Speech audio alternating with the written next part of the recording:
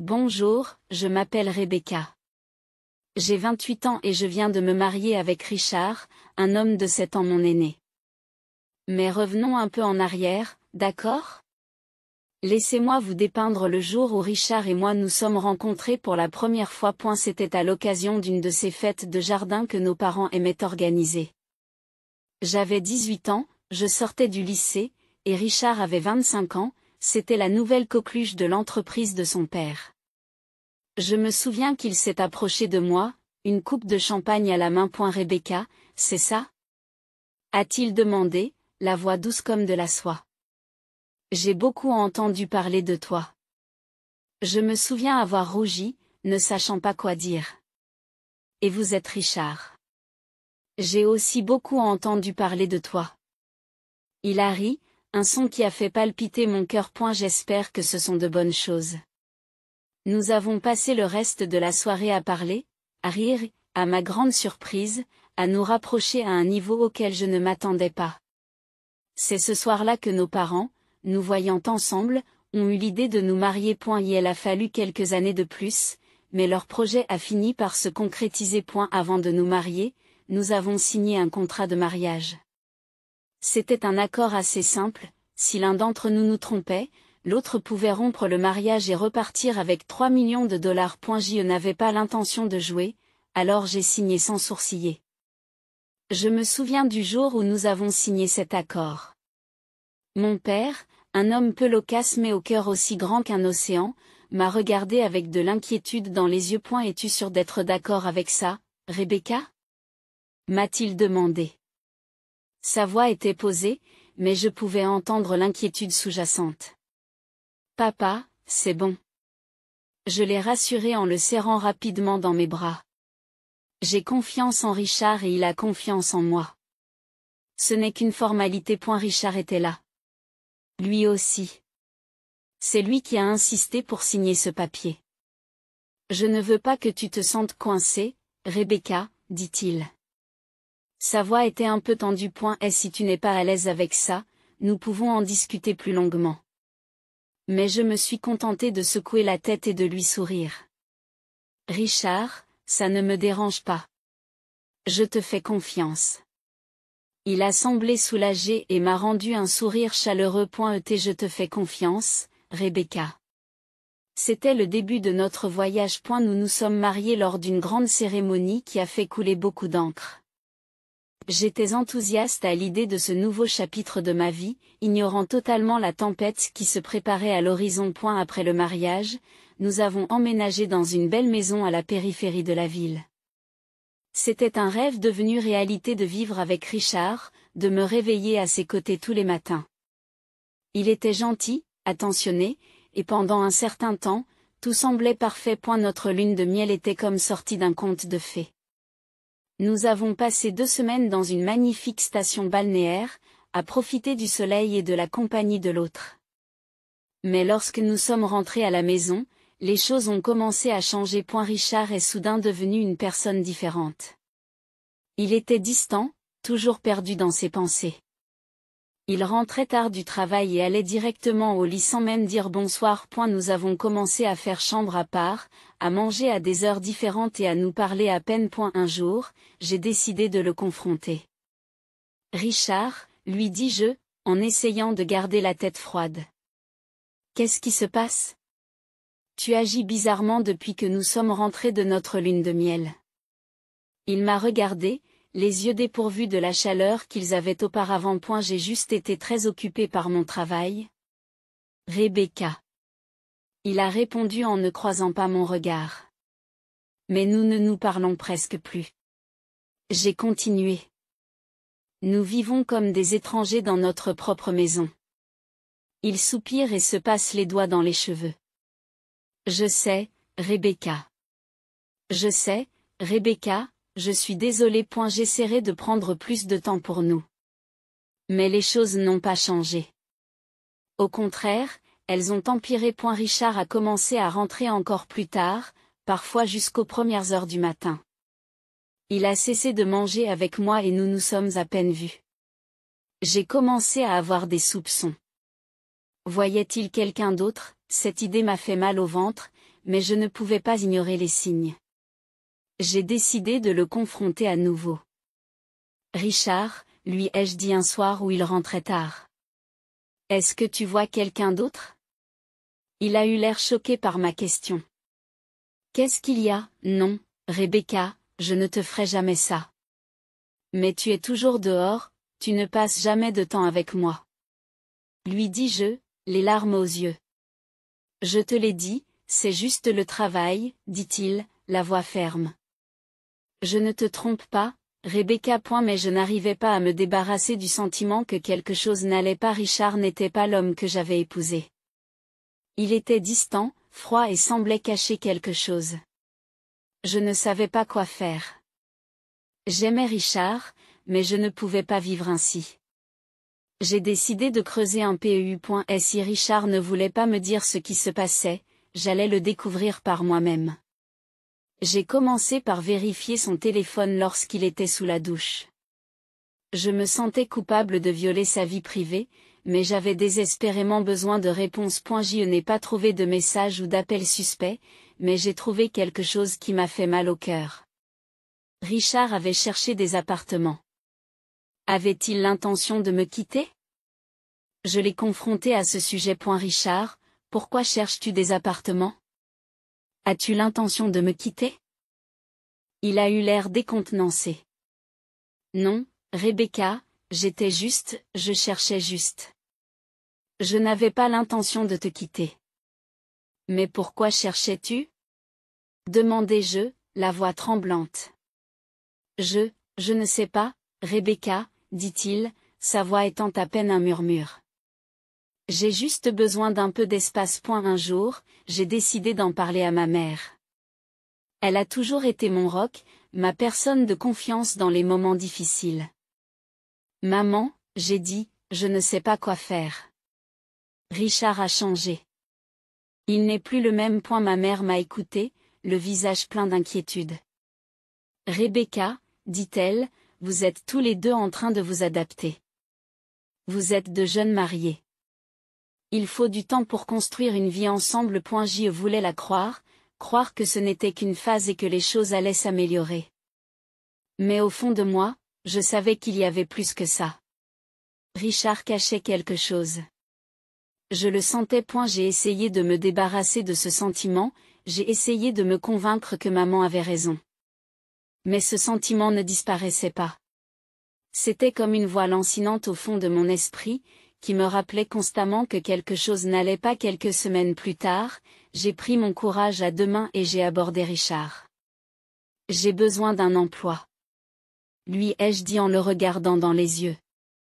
Il a eu l'air surpris. Tu veux travailler? A-t-il demandé en haussant un sourcil. J'ai acquiescé.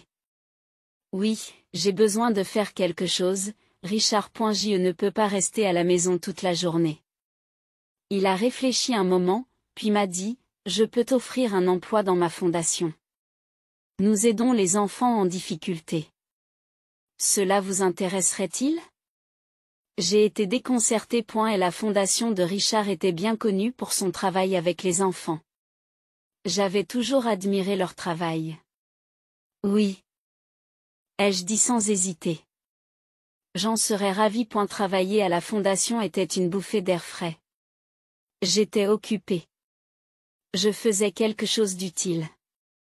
J'ai rencontré des enfants qui étaient forts, résistants, des enfants qui avaient connu plus d'épreuves que n'importe quel enfant ne devrait en connaître. C'était déchirant, mais c'était aussi une source d'inspiration. Ce travail m'occupait et me permettait de ne pas penser aux problèmes de la maison. Richard et moi avions nos problèmes, mais au moins pendant la journée, j'avais quelque chose d'autre sur quoi me concentrer. Le travail était difficile, épuisant sur le plan émotionnel, mais il en valait la peine. J'avais l'impression de faire la différence, de faire quelque chose d'important.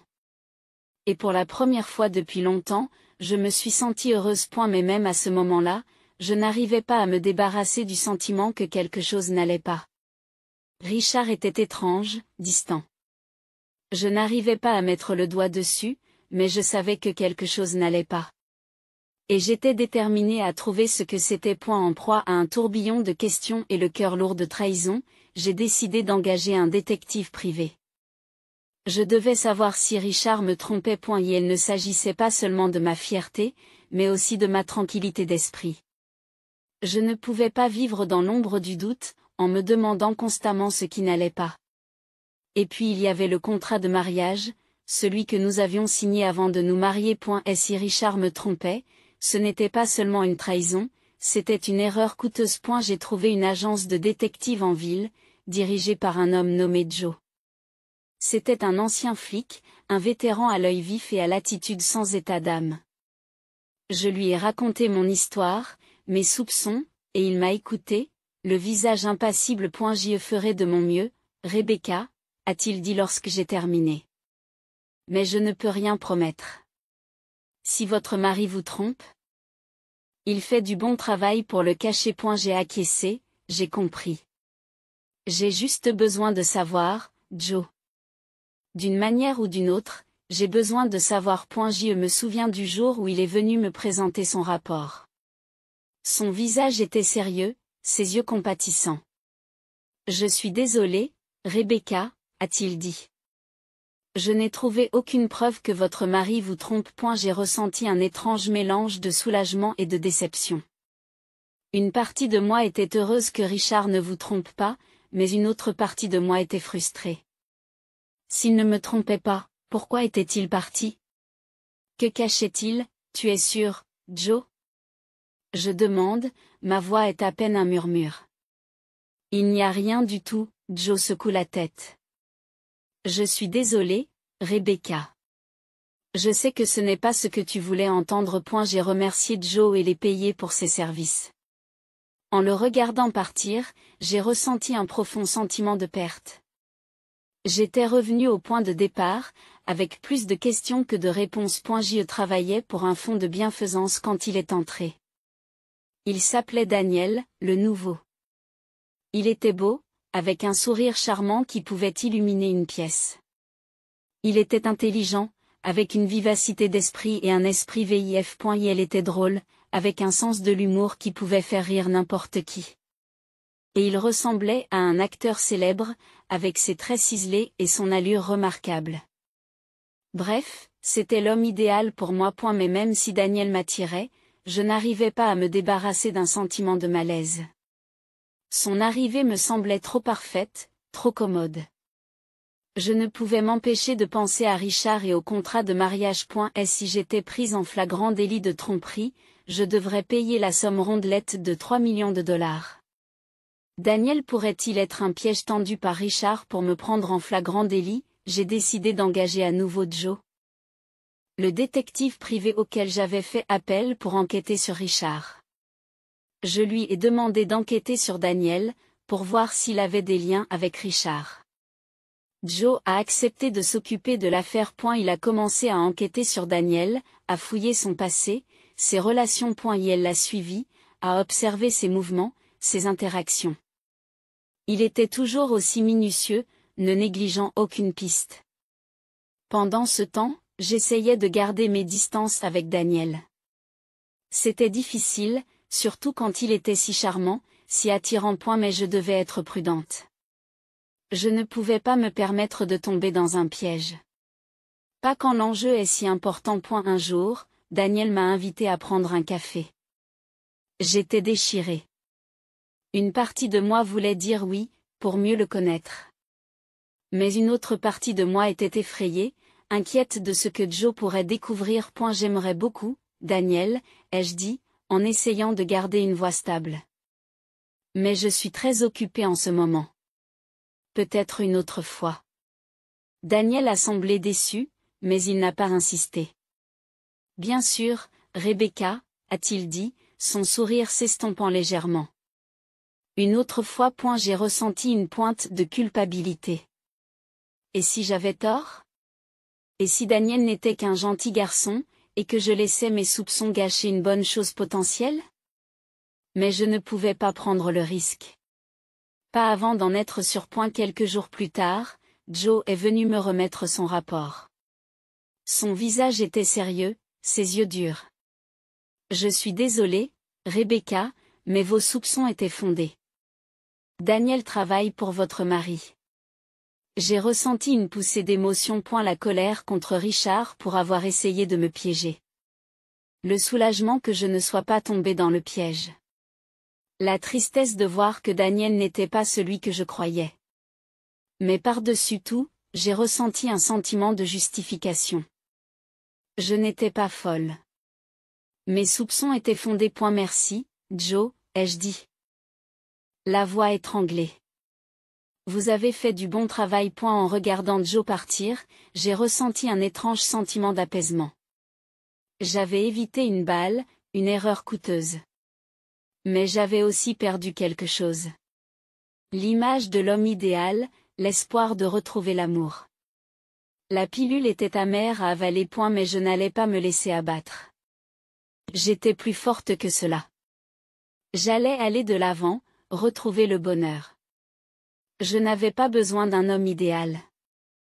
J'avais juste besoin de quelqu'un de vrai, d'honnête. Et j'allais trouver cette personne, quoi qu'il arrive. J'aurais pu renvoyer Daniel sur le champ, mais j'ai décidé de prendre un autre chemin.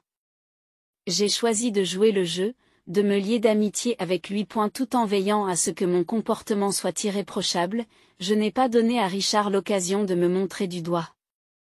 Daniel, lui, a pris mon amitié pour un signe de quelque chose de plus. Il a commencé à se détendre, pensant qu'il me tenait sous son charme. L'ironie de la chose, c'est que c'est lui qui s'est fait l'avoir. Mais je n'ai pas révélé le secret à Daniel.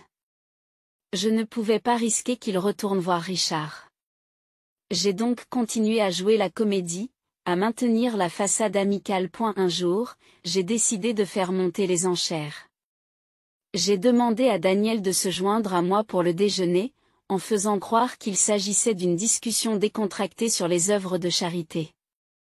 Il a accepté, un sourire suffisant plaqué sur son visage. Il pensait faire des progrès. Nous avons trouvé un coin tranquille dans le café. Alors, Daniel, j'ai commencé. Comment trouves-tu le travail caritatif? Il haussa les épaules, un air confiant dans les yeux. C'est bien. Différent, mais bon. Et Richard? Demandai-je, en essayant de maintenir la stabilité de mon interlocuteur. Que penses-tu de lui? Daniel a eu l'air surpris. Richard?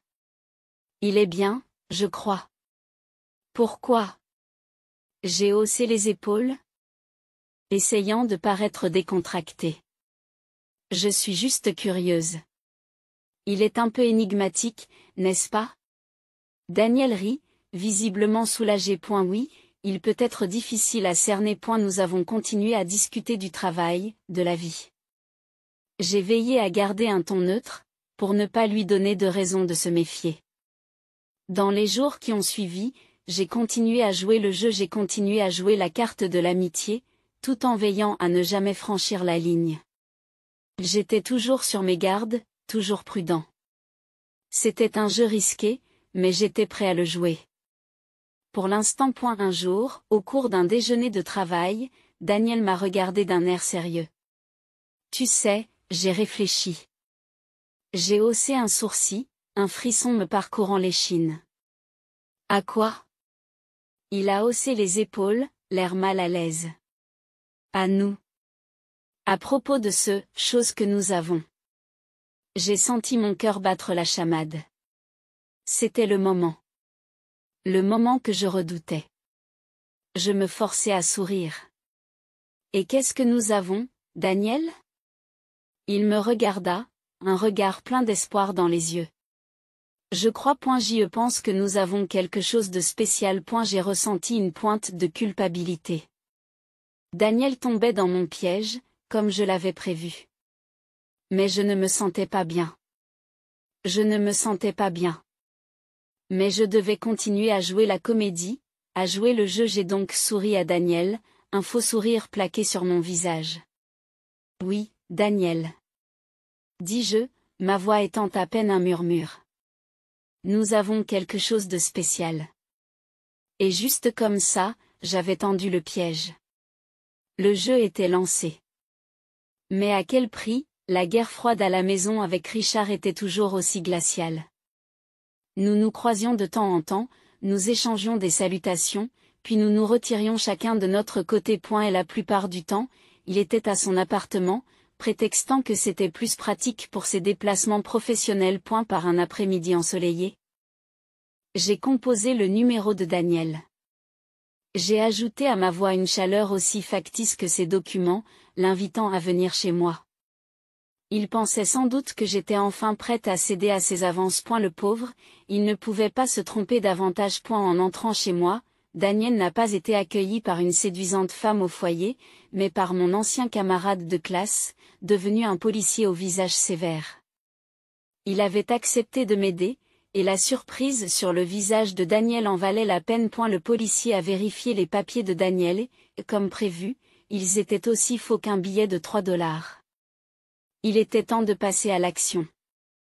J'ai proposé à Daniel de faire un choix. Et elle pouvait soit rester avec Richard et faire face aux conséquences de ses faux papiers, soit changer de camp et travailler pour moi. Les yeux de Daniel se sont croisés entre moi et l'officier, et après un moment de silence, il a hoché la tête. Il a accepté mon marché. Échec et mat, Richard. C'est alors que le véritable jeu commença. Le pion de Richard jouait désormais pour moi. Mais je savais que ce n'était que le début.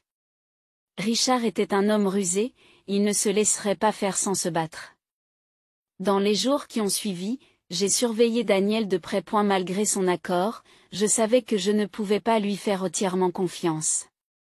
C'était un joker, une menace potentielle, mais pour l'instant, il était utile. Un jour, j'ai convoqué Daniel dans mon bureau. Il faut qu'on parle, ai-je dit, le ton grave. Il m'a regardé, une pointe d'inquiétude dans les yeux. De quoi? De Richard, répondis-je. Je dois tout savoir. Ses plans, ses stratégies, tout. Daniel hésita, puis acquiesça. D'accord, je te dirai tout ce que je sais. Et comme ça, j'avais mon initié. Ma contre-attaque était prête. Mais ce n'était que le début. La vraie bataille était encore devant nous. Richard ne se laisserait pas faire sans se battre, et je devais être prêt. Je devais être prêt. Parce que ce n'était plus un simple jeu. C'était la guerre. Et dans la guerre, il n'y a pas de règles. Il n'y a que la survie. Les jours se sont transformés en semaines, et je commençais à m'impatienter. Je voulais affronter Richard, lui montrer que je n'étais pas la mauviette qu'il croyait. Joe, vers qui je me tournais une fois de plus, m'avait donné un conseil. Pousser Richard. Avait-il suggéré. Fais-lui croire que tu es tombé dans son piège. C'était un pari, mais j'étais prête à jouer le jeu. Daniel et moi avons donc organisé une séance photo. Nous avons posé d'une manière qui pourrait être considérée comme compromettante, comme la preuve d'une liaison. Mais nous avons été prudents. Nous avons gardé les originaux, où tout était aussi innocent qu'un pique-nique d'école du dimanche. Une fois les photos prêtes, je les ai données à Daniel. Donnez-les à Richard, avais-je dit en lui remettant l'enveloppe. Qu'il en tire ses propres conclusions. Daniel m'a regardé, l'inquiétude se dessinant sur son visage. Tu es sûr de toi? Avait-il demandé à nouveau. Une fois qu'on a commencé, on ne peut plus revenir en arrière. J'y sais, avais-je répondu, une détermination à toute épreuve dans la voix. Et je suis prête. Dès le lendemain, Richard était tout sourire au dîner. Il pensait qu'il m'avait attrapé, qu'il avait pris le dessus sur moi. Mais il n'en a pas dit un mot. Mais je n'étais pas inquiète. J'y savais ce qui m'attendait. J'étais prêt. Pendant ce temps, Joe était sur l'affaire. Il creusait la terre sur Richard, trouvant toutes les preuves dont nous avions besoin. Il faisait bien son travail et je lui faisais confiance. Enfin, Joe a appelé. Richard s'est détendu et a perdu sa prudence. Je le tiens, dit-il, la voix rauque de satisfaction. J'ai toutes les preuves de la tromperie de Richard. Photos, vidéos, tout le tralala. J'ai ressenti une bouffée d'excitation. C'est bien. Dis-je. Un sourire se dessinant sur mon visage. Faisons-le tomber. Mais je n'ai pas confronté Richard. Pas encore. Je voulais qu'il pense qu'il gagnait. Je voulais voir la tête qu'il ferait quand il comprendrait qu'il s'est fait d'avoir. J'ai donc attendu. J'ai joué le rôle de l'épouse dévouée, attendant que Richard passe à l'action. Je savais ce qui allait se passer et j'étais prête. L'horloge tournait vers le dîner de famille. Je savais que c'était le moment, l'épreuve de force. J'ai ressenti un calme étrange. J'étais prête. Le dîner avait lieu dans le manoir des parents de Richard, une vaste propriété qui sentait le vieil argent. Richard était là, bien sûr, jouant le rôle du fils et du mari attentionné. Mais je connaissais la vérité. Et bientôt, tout le monde le saurait aussi. Nous en étions à la moitié du plat principal lorsque Richard s'est raclé la gorge. Et elle s'est levée, un sourire suffisant se dessinant sur ses lèvres. J'ai quelque chose à dire, annonça-t-il, les yeux rivés sur moi. Il a sorti une série de photos, des photos de moi avec Daniel. Il les a jetées sur la table, comme s'il jouait une main gagnante. Et la preuve, dit-il, la voix pleine de triomphe, de l'infidélité de ma femme. La salle est devenue silencieuse.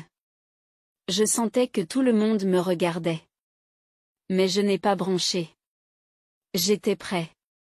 Je me suis levé calmement et j'ai croisé le regard de Richard. Oui, dis-je, d'une voix ferme. Je connais cet homme. Mais ce n'est pas mon amant. C'est un acteur. Engagé par toi, Richard, pour me piéger. J'ai sorti mon téléphone et j'ai appuyé sur play. La pièce s'est remplie de la voix de Daniel, qui avouait tout. Le sourire de Richard s'est évanoui. Ses yeux se sont écarquillés sous le choc. Mais je n'avais pas fini. J'ai sorti ma propre série de photos et de vidéos, preuve des affaires de Richard. Je les ai jetées sur la table. Qu'est-ce que tu penses de ça, Richard? Demandai-je, la voix froide. Peux-tu les expliquer? Richard a bégayé, il a essayé de nier. Mais les preuves étaient indéniables. Le visage de ses parents s'est transformé en pierre. Mes parents, qui étaient restés silencieux jusqu'à présent, prirent la parole. Sale gosse ingrat. Rugit mon père à l'adresse de Richard. Nous t'avons confié notre fille, et voilà comment tu nous remercies. Et la mère de Richard était en larmes. Comment as-tu pu, Richard, dit-elle en sanglotant. Comment as-tu pu nous faire ça, lui faire ça? La suite ne s'est pas fait attendre. Nous avons divorcé. Les parents de Richard, furieux de la tromperie de leur fils, l'ont renvoyé de leur entreprise. Sa réputation était en lambeaux. Et moi? Je suis parti avec 3 millions de dollars d'indemnité. Aujourd'hui, Richard est sans emploi et tente de recoller les morceaux de sa vie. Et moi? Je suis libre. Je profite de la paix, du silence. Je profite de ma vie sans Richard. J'ai gagné. J'ai affronté Richard et j'ai gagné. Je l'ai surpassé, j'ai joué son propre jeu mieux que lui. Et ça fait du bien. Je me sens bien.